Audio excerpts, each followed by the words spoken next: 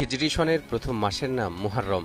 তার আগে গ্রামে গ্রামে পাড়ায় পাড়ায় সংঘবদ্ধ হয়ে মাতম করছে হাই হোসেন পবিত্র ধ্বনি দিয়ে পাড়ায় পাড়ায় চলছে জারি।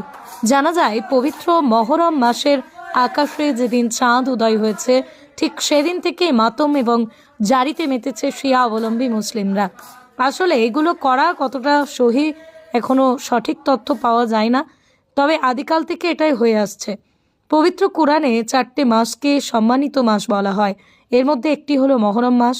এই মাসের 10 তারিখকে আশুরার দিন বলা হয়।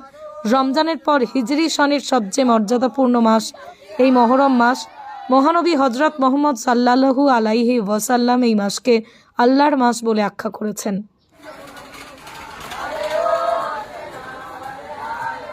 এই মহরম মাসের এতটাই গুরুত্ব যা বলে শেষ করার মতো নয়।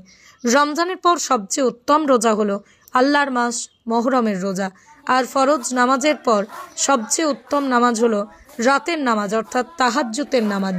সমস্ত মুসলিম জাতি এই পবিত্র মাসে রোজা এবং নামাজ পড়ে থাকে, কিন্তু এখন এই মহরমকে কেন্দ্র করে মহরমের দিন মেলায় পরিণত হয়েছে।